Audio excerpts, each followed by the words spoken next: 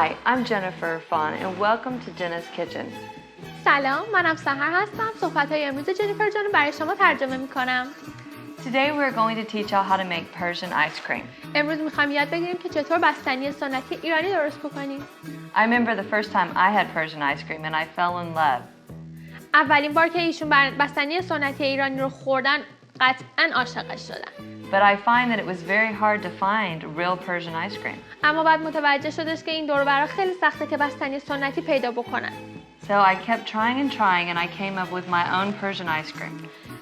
چون که این دور و برا نمیتونی بستنی سنتی پیدا بکنی، جنیفر جان یاد گرفتن که چطور خودشون بستنی سنتی ایرانی درست بکنن به سبک خودشون. And this is done Jenna style, so it's quite easy. و چون که این مخصوص سبک جنیفر هستش خیلی آسونه. First of all, you need Bluebell Light ice cream. اولین چیزی که احتیاج داریم بستنی بلوبل لایت هستش. The reason why you want Bluebell Light is you do not want the vanilla too strong in the ice cream to start with, or the ice cream that you make that's Persian will not turn out good. دلیل اینکه از نوع سبک یا همون لایت استفاده می‌کنیم این هستش که نمی‌خوایم وانیل توش خیلی قوی و استرانگ باشه که مزه بستنی سنتیمون رو به هم بریزه. So you'll need some rose water and some saffron. ما گلاب و زعفرون احتیاج داریم. You'll need pistachios with no salt. پسته‌ای که شور نباشه احتیاج داریم. You'll need heavy whipping cream to make the cream chunks. از این نوع کرم که اسمش heavy whipping cream هستش احتیاج داریم، کرم سنگین. Also for after it's done, you're going to want some vanilla wafers or some ice cream cones. برای بعد از اینکه بستنیتون آماده میشه شما از این ویفرها یا همون نون بستنی خودمون رو احتیاج دارین یا این قیفا که آماده میفروشن که بستنی رو بذارین توش بخورین. So we have already pre-frozen our cream and have it already ready for us in the freezer, which you will also need to do before you start any of this. ما قبل از اینکه همه این کارا رو شروع بکنیم و این کاری که شما هم نیاز دارین که انجام بدین اینه که قبل از هر کاری اول این کرم رو توی ظرف مخصوص بذارید و بذارید توی فریزر یخ ببنده. What you'll need is a thin pan and some wax paper and your cream. تنها چیزی که احتیاج دارین یه دونه از این ظرفاست با کاغذ مخصوصی که اینجا میبینید بهش میگن wax paper here و کرم سنگین. So all you're going to do is you're going to add the cream to this, break it all up if there's some of it a little bit frozen. But this will normally fill this whole spot up. And then lay the sides over just a little bit and stick it in the freezer somewhere flat. کرمتون رو کاملا پر میکنید داخل این ظرف و اگه قسمت‌های اینجوری چسبیده به هم داره اونا رو باز میکنید کاملا، باید مایع باشه و در آخرم روش رو با کاغذ میپوشونید و توی فریزرتون توی قسمت تخت قرار میدید که اصلا تکون نخوره. So before you start any of this, make sure that the cream is frozen hard. قبل از اینکه شما کارهای دیگر رو شروع بکنید مطمئن بشید که اول کرمتون یخ بسته توی فریزر. You want to set out your ice cream and start thawing it some so we can mix all the ingredients in it.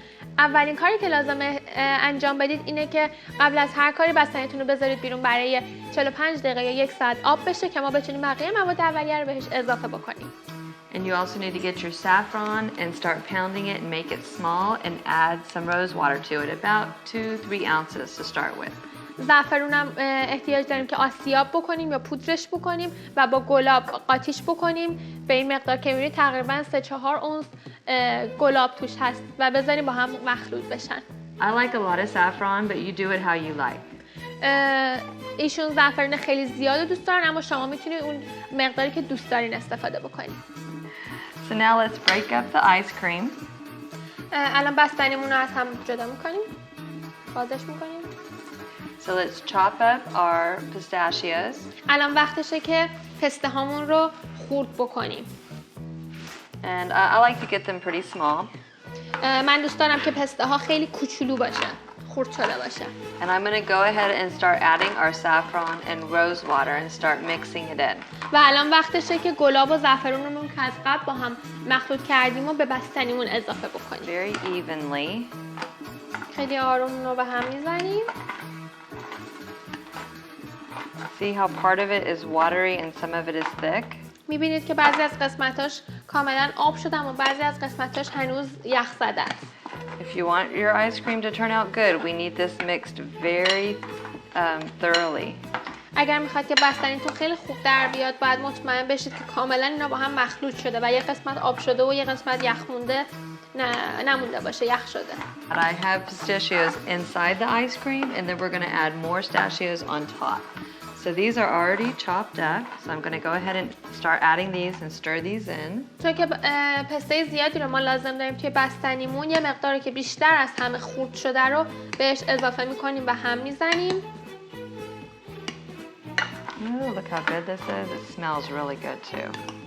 خیلی بوی خوبی هم داره به خاطر گلاب و زعفران. As you can see, now that I'm stirring it, all of the everything's starting to look more consistent. همونطور که مشاهده میکنید میبینید که این بستنیمون داره یه نواخت میشه. I'm going to go ahead and add some more of these pistachios here. Grab a bunch. مقداری بیشتر از پسته رو به بستنیمون اضافه میکنیم. But you add to your liking. شما مقداری رو اضافه بکنید که دوست دارید. The very last thing you're going to do is we've got our cream here, and we have to cut this up very quickly because it will melt really fast. آخرین کاری که انجام میدیم اینه که این کرممون رو که نشون بدیم چطوری توی فریزر میذاریم و در میاریم و خیلی سریع باید اینو به قطعات کوچیک‌تر تقسیمش بکنیم. Work very fast. باید خیلی سریع این کار رو انجام بدیم. خیلی مهمه این قسمت. As soon as this gets into the ice cream, it will start thawing immediately. از لحظه‌ای که توی بستنی میریزیم اینو این شروع میکنه به آب شدن بلافاصله. باید به خاطر همین خیلی سریع این کار رو انجام بدیم که اینا آب نشه. Okay, remember, once you put this cream in here, you must stir it very quickly and add your pistachios and in the freezer. به خاطر داشته باشین که وقتی میخواین کرمتون رو به بستنی اضافه بکنین خیلی سریع این کار رو انجام میدید، خیلی سریع به هم میذارید و خیلی سریع پسته رو میریزید روش و سریع میذارید توی فریزر چون که نمیخوایم که اون کرما آب بشه. Get it in there real evenly. You only got one shot at this. And this looks very pretty. Just sprinkle it. خیلی خوشگل به نظر میاد اینو سریع اینجوری که روش میریزیم. All right, so now we need to get our ice cream in the freezer. Make sure you put it in a flat surface. الان وقتشه که بستنیامون رو توی فریزر بذاریم. مطمئن باشید که توی قسمت تخت میذارید. All right, now that our ice cream is ready. الان بستنیمون آماده شده. Kids, come and get it! It's ice cream time. Now remember, you can make it in the wafers or on a cone or just all by itself. یادتون میاد که گفتیم هم میتونید به صورت بستنی قیفی داشته باشین هم به صورت بستنی نونی.